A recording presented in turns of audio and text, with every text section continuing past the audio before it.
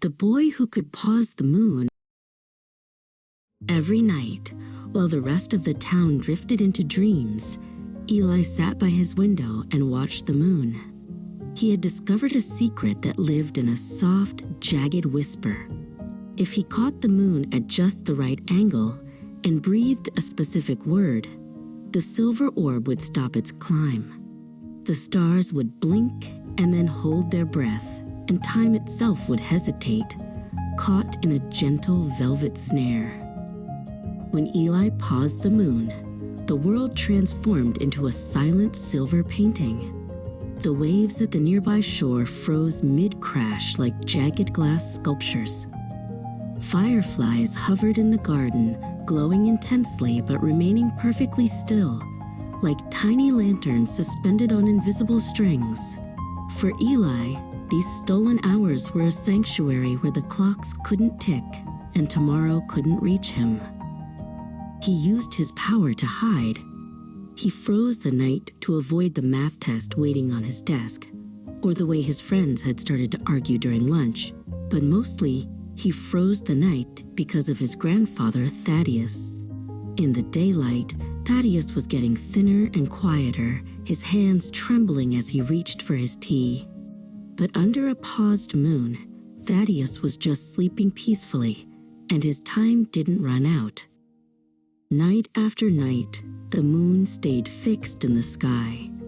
But the world began to feel the weight of the stillness. The air grew biting and cold, and a strange frost crept over the summer roses. The flowers stopped blooming, their petals curling inward in confusion. Even the birds seemed to forget their purpose. They sat huddled on branches, waiting for a dawn that refused to arrive. Then came the night the moon began to break. As Eli whispered his command, a sharp crack echoed across the sky. A jagged line appeared across the moon's surface, glowing with an intense, flickering white light. The moon looked like a piece of fragile porcelain about to shatter. Panic rose in Eli's chest. The night was no longer a sanctuary. It was a fraying thread. It was never meant to be a statue, Eli. A voice like falling stars drifted from the shadows. A girl appeared, her skin shimmering with the soft radiance of a distant nebula and her hair flowing like liquid light. This was Lumina. She didn't walk so much as drift, her presence making the frozen air ripple. "The moon is a traveler," she said softly. "By stopping its journey, you are stopping the world's heart." Lumina showed Eli a vision of the world's rhythm. She showed him how the tides needed to pull, and the seeds needed the sun to wake them. "Life is a river," Lumina whispered, her form flickering with the colors of a sunrise. "When you dam the river to keep one beautiful moment, the rest of the land withers. To love something truly is to let it move, even when the destination is hard." Eli looked back into the house at Thaddeus.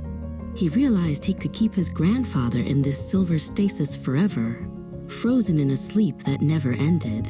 It would be a perfect, painless night.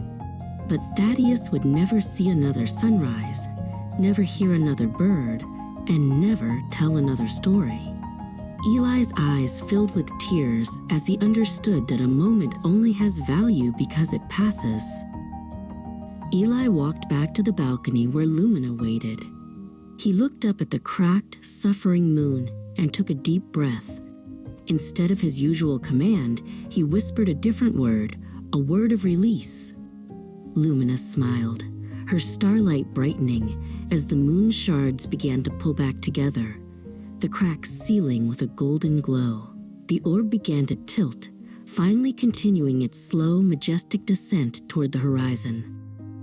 The sun rose with a sudden, magnificent burst of orange and pink, chasing away the long, silver cold. Thaddeus passed away peacefully that morning as the first birds began to sing. Eli sat on the porch, watching the light dance through the trees. He was sad, but he wasn't afraid. He realized that the moon didn't take his grandfather away. It just carried the memories into the light, where they would shine forever.